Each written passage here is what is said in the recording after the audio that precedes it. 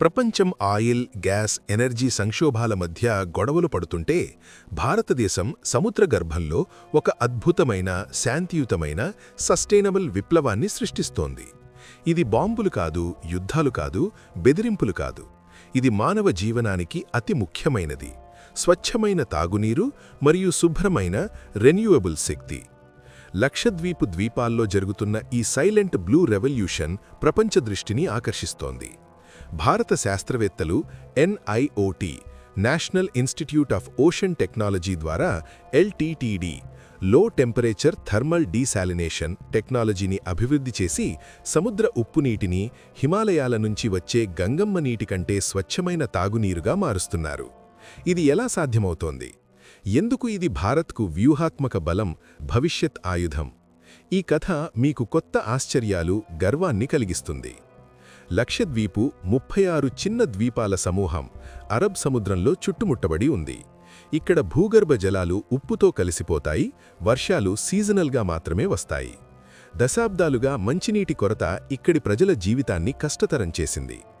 Mainland నుంచి నీరు తరలించడం ఖరీదైనది, అసాధ్యం. డీజిల్ జనరేటర్లతో నడిచే రివర్స్ ఆస్మాసిస్ ప్లాంట్లు ఖర్చుతో కూడుకున్నవి, పర్యావరణానికి హానికరం. ఎక్కువ బ్రైన్ వదిలి కోరల్ రీఫ్లను దెబ్బతీస్తాయి. ఇలాంటి సవాళ్లకు భారత శాస్త్రవేత్తలు 2005లో LTTD టెక్నాలజీతో శాశ్వత సమాధానమిచ్చారు. మొదటి ప్లాంటు కవరత్తిలో ప్రారంభమైంది. ఇప్పుడు మార్చ్ 2026 నాటికి 8 ద్వీపాల్లో కవరత్తి, మినికాయ్, అగట్టి, ఆండ్రోత్ మొదలైనవి ఈ LTTD ప్లాంట్లు పూర్తిగా ఆపరేట్ అవుతున్నాయి. ప్రతి ప్లాంటు రోజుకు కనీసం 1,00,000 లీటర్లు అంటే 100 క్యూబిక్ మీటర్లు స్వచ్ఛమైన తాగునీరు ఉత్పత్తి చేస్తుంది. ఇటీవల మార్చ్ 6-7, 2026లో భూమి శాస్త్రమంత్రి డాక్టర్ జితేంద్ర సింగ్ కవరత్తికి వచ్చి ఈ ప్లాంట్లను సందర్శించారు, సమీక్షించారు. ద్వీపవాసులతో మాట్లాడినప్పుడు ఒక 80 ఏళ్ల మహిళ, గతంలో ఉప్పునీటితో తాగేవాళ్లం, ఇప్పుడు ట్యాప్ నుంచి స్వచ్ఛమైన నీరు వస్తోంది అన్నారు. మరొకరు, మొదటిసారి స్వచ్ఛమైన నీటితో టీ తాగాను అని భావోద్వేగంతో చెప్పారు.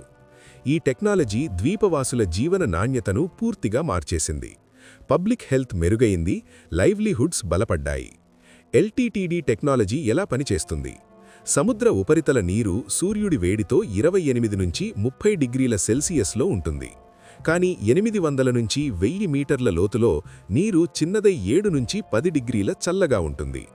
ఈ సహజ ఉష్ణోగ్రత తేడా అంటే సుమారు 20 డిగ్రీలను ఉపయోగించి వేడి సముద్రపు నీటిని వాక్యూమ్ ఛాంబర్లో తక్కువ పీడనంలో ఫ్లాష్ ఆవిరిగా మారుస్తారు.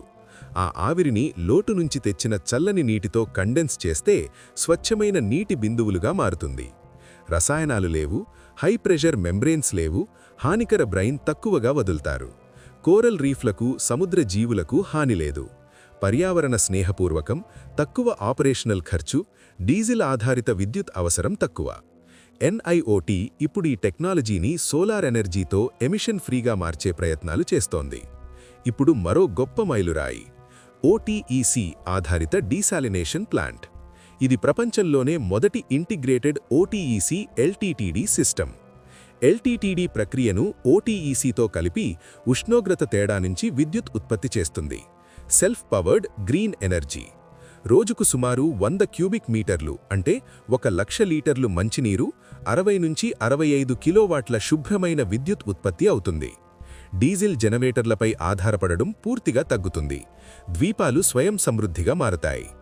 మంత్రి సందర్శన సమయంలో ఈ ప్లాంట్ పురోగతిని సమీక్షించారు. 2026లో పూర్తిగా ఆపరేషన్లోకి రాబోతోంది.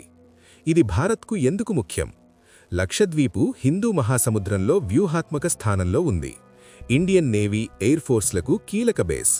నీరు, విద్యుత్ స్వయంగా దొరికితే దీర్ఘకాల ఆపరేషన్లు బయటి సహాయం లేకుండా సాధ్యమవుతాయి. ఇది blue economy, Sagarmala, deep ocean mission వంటి గవర్నమెంట్ పాలసీలతో సమన్వయంగా ఉంది. పర్యాటకం కూడా పెరిగింది. PM మోదీ 2024 సందర్శన తర్వాత టూరిస్టులు ఎక్కువగా వస్తున్నారు. స్వచ్ఛమైన నీరు, విద్యుత్ ఉంటే పర్యాటక సౌకర్యాలు మెరుగుపడతాయి. డీప్ ఓషన్ మిషన్ ద్వారా సముద్ర గర్భంలో పాలీమెటాలిక్ నాడ్యూల్స్ అంటే నికెల్, కోబాల్ట్, మ్యాంగనీస్, రాగి వంటివి వెలికి తీయడం జరుగుతోంది. ఇవి ఎలక్ట్రిక్ వాహనాల బ్యాటరీలకు కీలక ఖనిజాలు. ఇప్పుడు చైనాకు ఆధిపత్యముంది, భారత్ స్వంతంగా తీస్తే ఆ ఆధిపత్యం బలహీనపడుతుంది. మత్స్య 6000 సబ్మర్సిబుల్ వంటి టెక్నాలజీలతో ముందుకు సాగుతోంది. ఎల్టీటీడీ ఓటీఈసీలో చల్లని నీటిని తిరిగి సముద్రంలో వదిలినప్పుడు స్థానికంగా సముద్రం చల్లబడుతుంది, చేపల సంతతి పెరుగుతుంది. మత్స్య సంపదకు మేలు, పర్యావరణ సమతుల్యతకు దోహదం. భారత్ ఇన్నోవేషన్తో సమస్యలకు సమాధానాలిస్తోంది. Energy independence, water security, sustainable development అన్నీ మన చేతుల్లోనే ఉన్నాయి. ఈ ప్రాజెక్టులు మన శాస్త్రవేత్తల పట్టుదల, ఫ్రూగల్ ఇంజనీరింగ్ను చూపిస్తున్నాయి. మీరు ఈ భారతీయ ఆవిష్కరణపై గర్వపడుతున్నారా? కామెంట్లో జై హింద్ అని రాయండి. ఈ సందేశాన్ని షేర్ చేసి మన తాంత్రికత గొప్పతనాన్ని అందరికీ చెప్పండి. జై హింద్, జై భారత్, వందే మాతరం.